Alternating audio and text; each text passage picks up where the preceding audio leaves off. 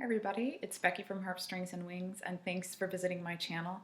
Today I'm going to be sharing my postpartum OCD and anxiety journey with you, and I feel that it's very important that more women should talk about this, and it's good to see like a face behind an actual like mental illness and realize it can happen to somebody that might not look mentally ill. And so yeah, I wanted to share my experience with you. To give you a brief history, I had a very difficult birth, and I'll link the video of my birth story in the drop-down menu.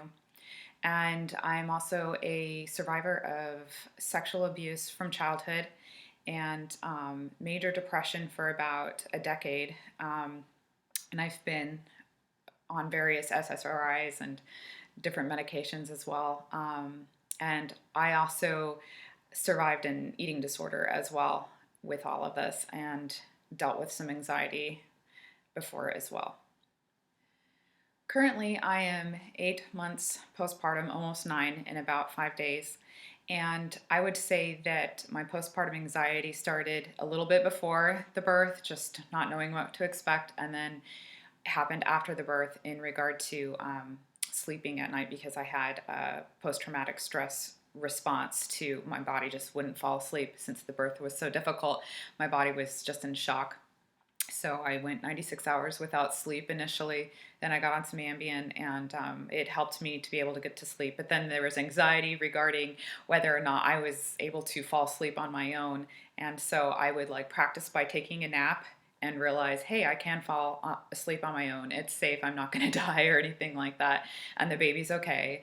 And once I figured I could fall asleep on my own during a nap, I could do it at night. And so I took a couple days where I didn't have anything going on the next day. So just in case I got horrible sleep, I would have help.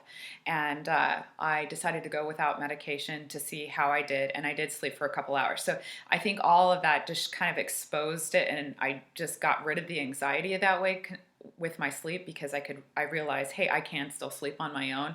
Not very well, but at least I know I can survive the next day, which I did. I did it actually a couple times. And so that got rid of the nighttime anxiety for the most part. Sometimes I still have it here or there. So about 6 months postpartum, all of a sudden I started thinking about what it would be like in the future, talking to my daughter about the birds and the bees and things like that.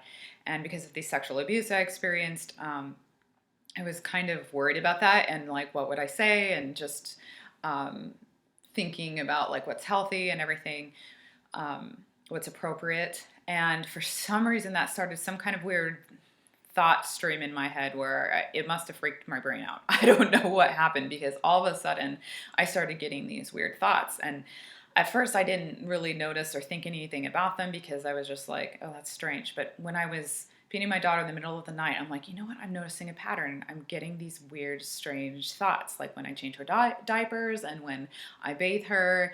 And I'm like, this is not me whatsoever. I am so concerned about her ever being, abused or anything like that. I'm like hypersensitive probably to it. And so it's very strange that all of a sudden I'm getting just strange thoughts like that just aren't me. So these thoughts were very disturbing to me.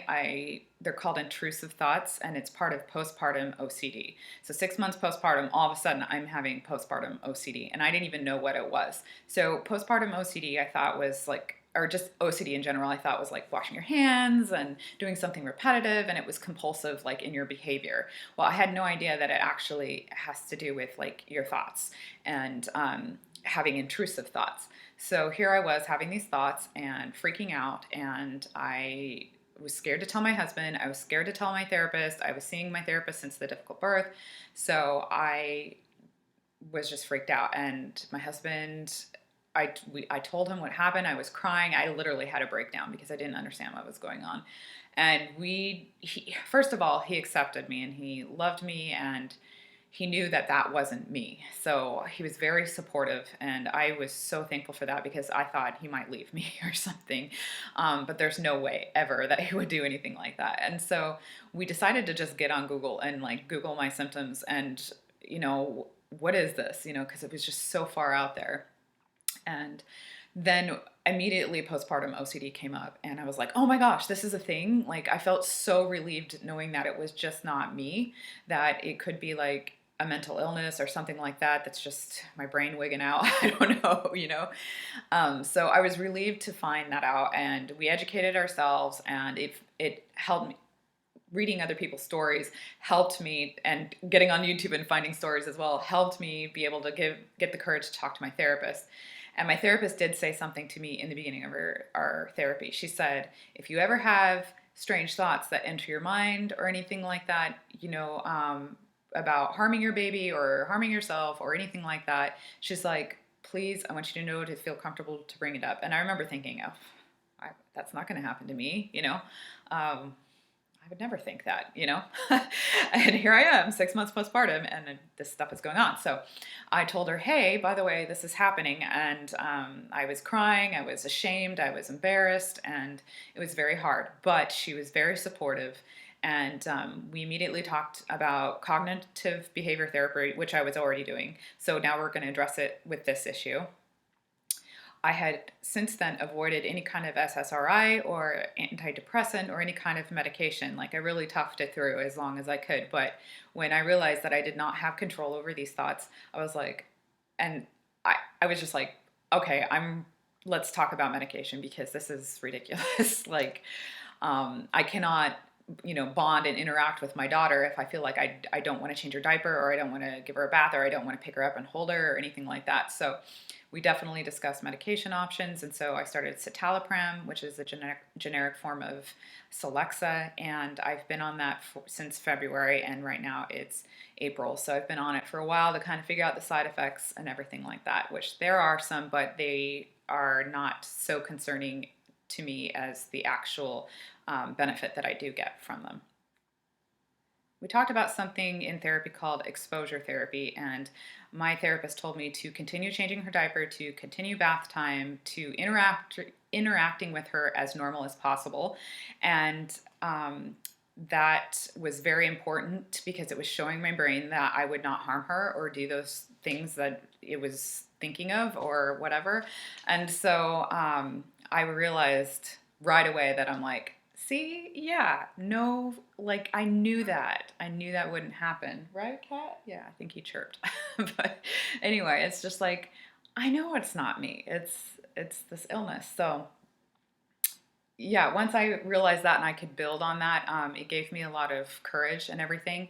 And also, postpartum OCD can go not just with like thoughts of like sexual abuse and that sort of thing. It can also go in terms of like physically harming your child, or like violent images going through your mind and things like that. And there are times where a couple of those thoughts too like can leak through and stuff. And again, knowing that that's just, it's the illness, it's not me, was very key to my recovery and keeping up with the exposure therapy. I highly recommend that you discuss specific exposure therapy techniques with your therapist if you are going through this, and discover something that's going to work for you to prove to you that you're safe to be around your child and you are a very good mother. I'm going to list current treatment websites, and also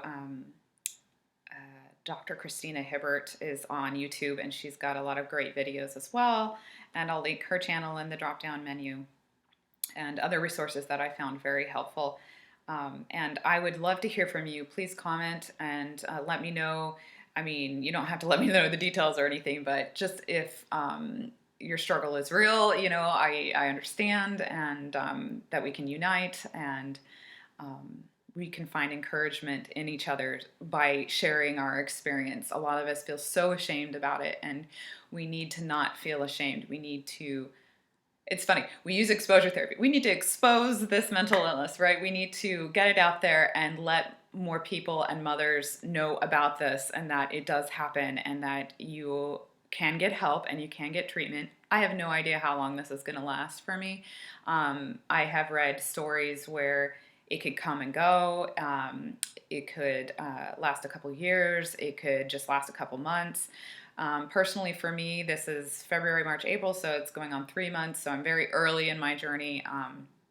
I don't know how long it's going to last, but the medication is helping me.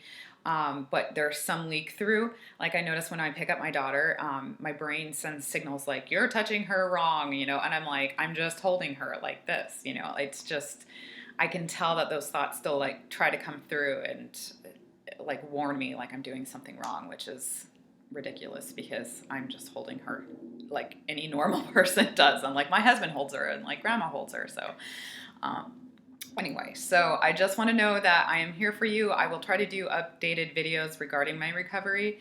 I like to hear like success stories. Of course, we all want to hear like, when is it going to be done? When is it going to be over? But I don't think that that is something to focus on when you're trying to recover, because it can make you, upset that you're not reaching a certain like deadline on your recovery. So all I know is that I am doing what I can to get treatment, and I'm constantly educating myself on what to do. And I think that if you continue to do that and go to therapy and get some medication, or if you decide to not use medication, that's great too. I know a lot of brave mamas that do that, and that is awesome. And you're a true warrior, and I can't even imagine doing that. I understand the concern because side effects, they're not fun to deal with. But I decided to choose the medication route because I was just like, I'm tired of this. I've had a difficult time, and I just need to be better and in a good place. And I took the risk. So, and I'm doing great right now. And I continue to go to therapy, and it's all good. So thank you for joining me and listening to my journey.